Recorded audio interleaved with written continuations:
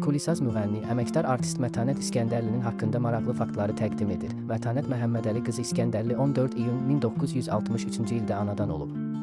Orta məktəbi bitirdikdən sonra Əfsər Cavanşirovun rəhbərlik etdiyi Bənövşə xorunda oxuyub. 1993-cü ildə Azərbaycan Dövlət Mahnı və Rəqs Ansamblının tərkibində Türkiyədə qastrol səfərində olub. 1994-cü ildə Sən ol mənim həmdəmim adlı ilk albomu işıq üzü görüb.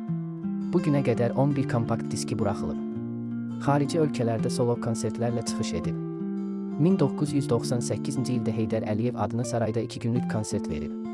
Bir çox dövlət tədbirlərində çıxış edib. Gecədən sübhədək solma gülüm mənim adım eşq toxunmayın gecələr kimi məşhur mahnıları ifa edib. Mətanət İskəndərli 80-ci illərin sonunda 18 yaşında ikən polis işçisi olan Oruc Həmidov adlı bəylə ailə həyatı qurub. Bir-birlərini sevən cütlüyün bu evlilikdən Ülkər və Kərim adlı övladları dünyaya gəlib. Lakin onların evliliyi uzun sürməyib. Sənətçi ailə qurandan 10 il sonra ailəsində yaranan söz-söhbətlərdən, məişət problemlərindən bezib həyat yoldaşından ayrılaraq müğənnilik fəaliyyəti ilə məşğul olmağa başlayıb. Müsahibələrinin birində müğənni evliliyi haqqında danışarkən deyir, əlbəttə. Onu sevmişəm, balalarımın atası idi, göz açıb onu görmüşdüm.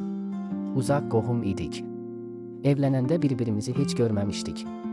Nişandan 4 ay sonra görüşdük. Sonradan onu çox sevdim. Qısqanırdım, dəli kimi olurdum. Amma kənardan onu çox doldururdular. Gəlirdi, bütün hirsini mənim üstümə tökürdü, məni döyürdü. Bacım hər dəfə bizə gələndə görürdü, üzüm, gözüm göyərib, ağzım partlayıb. Amma mən yoldaşıma hər şeyi halal etmişəm. Çünki o məni balası kimi çox istəyirdi, heç kimə gücü çatmırdı, hirsini mənim üstümə gəlib tökürdü, gücü mənə çatırdı. O vaxt yağ tapılmırdı. Atam evinə gedəndə mənə deyirdilər ki, götür uşaqlarını da get evinə.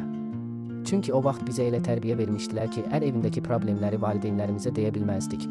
Onlara deyə bilmirdim ki, mən dərddən, uşaqlarımın aclığından onların yanına gəlmişəm. Mənim uşaqlarım ac idi, ona görə gedirdim atamgilə. Elə olurdu ki, atamdan, anamdan gizlin onların soyuducusundan balalarım üçün ət oğurlayıb aparırdım. Utanırdım onlara deyim ki, mənim uşaqlarım acdır. Mən uşaqlarımı supla böyütmüşəm. Əlimə bir damcı ət düşəndə ona dəymirdim, balaca küftələr edib atırdım supun içinə ki, supun dadı olsun, uşaqlar heç olmasa ət yesin. Uşaqlarım xəstələnəndə qorxurdum, elə bilirdim ki, onlar xəstələnən kimi öləcəklər. Hətta kənara essensiya da qoymuşdum ki, uşaqlarıma nəsə olsa. Özümü öldürüm, 2014-cü ildə müğənninin keçmiş həyat yoldaşı şəkər xəstəliyindən vəfat edir. Mətanət xanım onun barəsində danışarkən deyir, mən çox dözdüm, axırda bir gün yenə məni ərim döydü, uşaqların beşiyinin ucu oğlum Kərimin gözünə girdi. Ondan sonra dedim, bəsdir. Uşaqlarımı götürüb yağışlı, palçıqlı bir gündə ayaqyalın evdən qaçdım. Ayrılmaq qərarına gəldim. İndi bir şeyə heyfsilənirəm ki, gərək o vaxtı onun əl-ayağına düşüb yalvarardım ki, o da mənimlə birgə atasının evini tərk etsin. Biz ayrılandan 3 il sonra o evləndi. Bir dəfə bizə gəlmək istəyirdi, qapıda idi. Kərim qoymadı evə girsin. Onu evə qoymadığıma görə indiyə qədər çox peşmanam. Uşaqdır, yəqin düşünüb ki, valideynlərim ayrılıb. Bəlkə də qismət belə olmalıydı, 30 ilə yaxın idi ayrılmışdıq. O, rəhmətə gedəndə mən nə qədər ağladım. Elə bilirdim ki, heç vaxt sakitləşə bilməyəcəyəm. Dayana bilmirdim. O qədər onun üçün yandım ki, indi də yadıma düşəndə yanıram. Yoldaşımın ikinci həyat yoldaşı Gülsüm xanımla da münasibətim yaxşıdır. Niyə düşmən olaq? Mənə pislik etməyib ki, ailəmi dağıtmayıb, evimi yıxmayıb. İndi onun həyat yoldaşı ilə bacı kimiyik. Rəhmətlik yoldaşımın qəbri üstünə onunla birgə gedirik. Müğənninin qızı Ülkər Türkiyə vətəndaşı ilə ailə qurub və orada yaşayır. Oğlu Kərim isə Canana adlı xanımla ailə qurandan sonra onların 3 övladı dünyaya gəlib.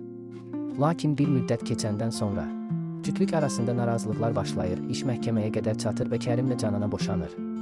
Canana Mətanət İskəndərlini özü üçün yaşayan insanların saflığından istifadə edən, yaşadığı pis həyatı gəlinini arzulayan saxtakar qadın adlandırır.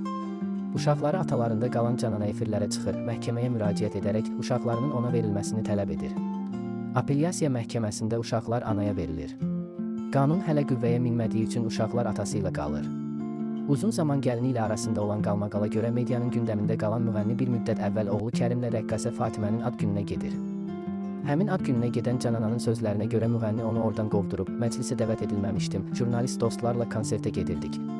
Dedilər, ad günündə çəkiliş edək sonra. Mənim də Fatimə Fətəliyevaya hörmətim var, istədim onu təbrik edim. Mətanət xanım məni dəhlizdə görüb dedi, çıxarın onu buradan. Elə bil düşmənəm, Cangidən də çağırdılar. Bir neçə il əvvəl isə müğənni haqqında şayələr yayılır. Onun narkotik vasitələrdən istifadə etməsi barədə söz-söhbətlər gündəmi zəbt edir. Mətanət İskəndərli haqqında yayılan narkoman iddiası ilə bağlı xəbərə münasibət bildirərkən deyir: "Nəyə əsasən bu sözləri danışırlar? Onlara kim ixtiyar verib bu sözləri deməyə? Mən həmin şəxsi tapsam, saçlarından tutub sürüyəcəm. Bu, bağışlanılmaz yalandır. Məni xalq tanıyır, bilir ki, mən necə biriyəm. Kim görüb məni narkotik istifadə edərkən? Ayıb olsun sadəcə ancaq deyilənlərə görə müğənninin keçmiş həyat yoldaşı vəfat etməzdən bir müddət əvvəl mətbuata açıqlamasında müğənninin zərərli vərdişlərdən əziyyət çəkdiyinə eyham vurub. Mən Mətanəti evdən onun hərəkətlərinə dözə bilmədiyim üçün qovmuşam. O zaman Mətanət müğənni deyildi, amma hər evə gələndə gözləri parıldayır və ağzından konyak iyi gəlirdi." Sənətçinin bacısı, eyni zamanda köməkçisi olan Təranə İskəndərli bu məsələyə belə münasibət bildirib. Azərbaycan xalqı uzun illərdir ki, Mətanət İskəndərlini tanıyır. O, xalqın gözü qarşısındadır. Narkoman olsa, bunu hamı bilər. Xəbər yalan olduğu üçün bizi o qədər də qıcıqlandırmır. Ötən il müğənni koronavirusa yoluxaraq xəstəxanaya yerləşdirilir. Möcüzə şəklində sağ qalan müğənni xəstəxanadan çıxandan sonra mətbuata açıqlamasında deyir: "Sağ qalmağım bir möcüzə idi. Ciyərlərim 75% şüşə olmuşdu. Yaxşı ki, o anda güzgüyə baxmamışam. Tamam gömgöy idim, ayaq üstə dura bilmirdim. Başına gələn bilir ki, nədir? Oğlum Kərim deyir ki, bilirsən nə gündə idin? Süni nəfəsi qəbul edə bilmirdim, hər dəqiqə çıxardıb atırdım. O vəziyyətdə razı idim ki, əlimi, ayağımı kəssinlər, təki nəfəs ala bilim. Bu xəstəlik məni büsbütün haldan salıb. Xəstəxanada olanda dəyərli şəxsiyyət Polad Bülbüloğlu zəng vurub məni tapşırtdırmışdı. Xalq artistimiz Zeynəb Xanlarova mənə zəng vurdu, səhhətimlə yaxından maraqlandı. 19 gün reanimasiyada qaldım. Neçə gün yatmışam, heç nədən xəbərim olmayıb. Oyandım ki, əllərim, qollarım bağlı, dişim sınıb. Narkoz altında məni yatızdırırdılar. Yanımda gündə bir xəstə ölürdü." Mətanət İskəndərli hazırda Azərbaycan Dövlət Televiziya və Radio Qapalı Səhmdar Cəmiyyətində solist vokalçı kimi çalışır. 16 sentyabr 2006-cı ildə Azərbaycanın əməkdar artisti adına layiq görülmüşdür.